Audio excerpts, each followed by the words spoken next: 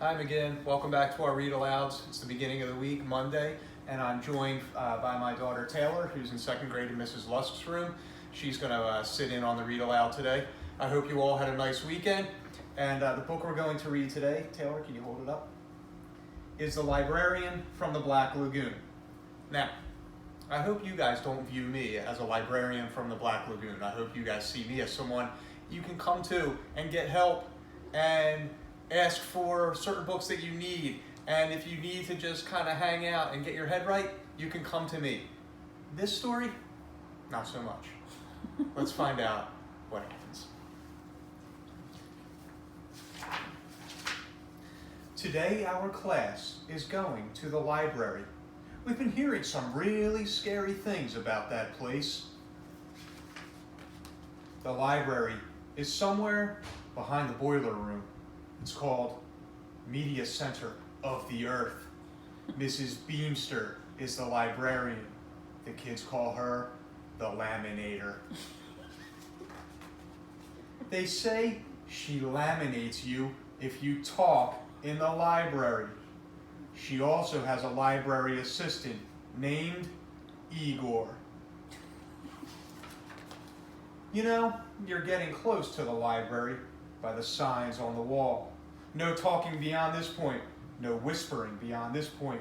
No breathing beyond this point. They say you're allowed to stay in the library as long as you can hold your breath.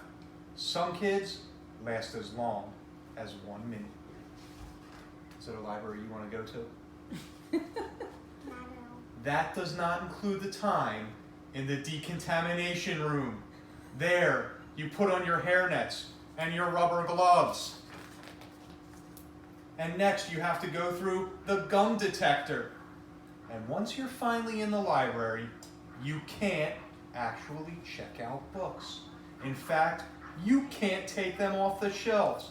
To keep the books in alphabetical order, Mrs. Beamster bolts them together. What kind of library is this? Also, they say, the shelves are electrified. If you twist your neck and squint, you can read the spines. Everyone says the best part of a library visit is story time. All the kids stand at attention while Mrs. Beamster reads one of the cards from the card catalog. And Percy Woodrow Bender, basket weaving. We will read about that. It is 96 pages. Or maybe you can catch Mrs. Beamster in a good mood, and she'll tell you every part of the Dewey Decimal System by heart. They say Mrs. Beamster has a crush on Mr. Dewey, and that she carries his picture in a lead locket around her neck. She also has rubber stamps on the bottoms of her shoes, and wherever she steps, it says, overdue. She seems to have ears on the back of her head. If she catches you whispering, you're laminated. They say she puts glue on all the chairs, so you won't wiggle. And then she shows you slides of all of her vacations since 1902. She goes to the same place every year, the Library of Congress. That's the giant library in D.C. Mrs. Beamster also subscribes to 3 magazines: The Mortician's Monthly, The Complete Pamphlet of Zip Codes, and Sports Illustrated, the magazine for cleaner laundry. These you do get to read. But stay away from her plants. They are Venus flytraps. And don't pet the animals in her petting zoo, which contains a piranha and a porcupine. And don't go near her computer either, because it uses a real mouse. Well, it's time to go. As we get near the library, there are a lot of signs. Books are fun. Books are joy. We spray for bookworms.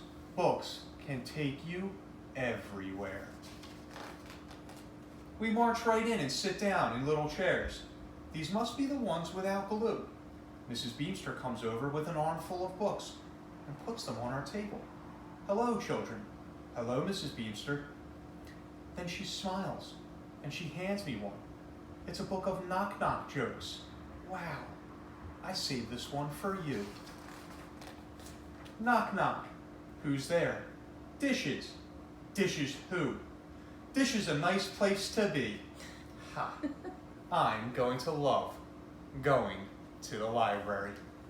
And I hope you guys enjoy going. I know these past few months have been really tough to not see you in our special place that we have.